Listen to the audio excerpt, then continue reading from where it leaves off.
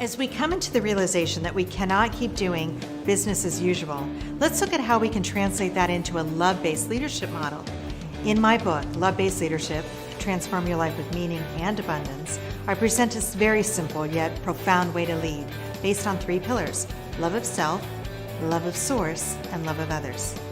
When I speak of love, I'm talking about the universal concept of love, honoring and valuing one human being to another. Leading with love-based leadership, or sometimes I call it LBL, we find meaning, authenticity, value, abundance, and purpose in and through our leadership. Those we lead find motivation, creativity, loyalty, commitment to the task, and value in their jobs through meaning. Many of us share the common desire to find meaning in our daily work, and a leadership model based on love recognizes the importance of living holistically by integrating love, health, wellness, work, and spirituality into all aspects of our life. When we lead with the 3 pillars, we first focus on the first pillar, love of self.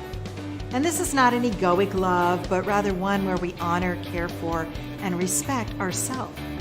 Love of self includes the following: intuition, which recognizes the beautiful gift and leverages it along with our logical thinking. Truth-telling, of course, with others, and most importantly with ourselves.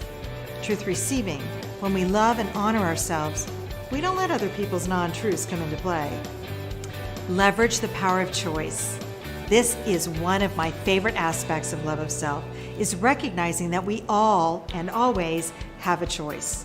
Just as the great psychiatrist Dr. Viktor Frankl found during his captive days in Nazi concentration camps, we can have everything taken away from us, except our ability to choose our attitude. Perception shifting, the most powerful leadership tool of all, is the ability to perception shift. And presence, showing up, mind, body, and spirit. Health and wellness, taking care of our physical bodies, putting better food into our bodies than we put gasoline into our cars, and putting our bodies to sleep the same day we get them up. When we incorporate the second pillar into our leadership, love of source, we seek to connect with our source. Now, I strategically chose the word source, but you may substitute God, spirit, universe, or any other term to describe our life force, our energy, our vitality. This connection fuels inspiration. Inspiration comes from when we are in spirit. Creativity comes from love and not fear. Through connection with source, creativity flows. Happiness. Happiness comes from our heart center, this heart space. Faith, believing you are not alone and believing in something greater than yourself. So many of us learned fake it till you make it. I like to say faith it till you make it. Perseverance, related to faith, it's our ability to keep going.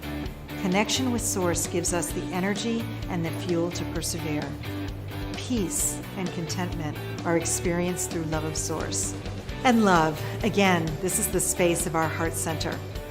Now, in the third pillar, love of others, our leadership expands outward to include family, community, and our organization. And this practice creates forgiveness, which benefits others as well as ourselves. Knowledge creation. There were 2 Japanese researchers, Nonaka and Nishigishi. They researched a variety of companies to determine what was necessary for organizations to be creative. And what they found is in innovative companies was, for lack of a better translated word, an energy called Ba, B-A. Furthermore, Ba can only be present if the organizational culture contains 4 elements. And those 4 elements are love, care, trust, and compassion. Must be present for organizations to be innovative. Learning cultures. This phenomenon, of course, creates learning cultures. Shared ownership. There's a strong sense of shared ownership, shared power, and collaboration with love of others. And meaning. And the best of all, while practicing love-based leadership, you not only discover meaning for yourself, but you also become a conduit for others to have meaningful experiences. This shift will not only transform your organization, it will transform your life.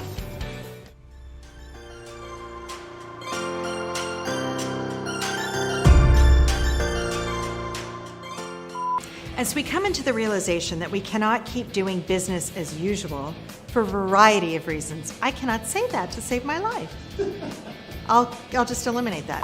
By integrating love, health, wellness, and work. I wrote this book. You think I could speak on it a little clearer, right? The shifting. Are you shifting over there?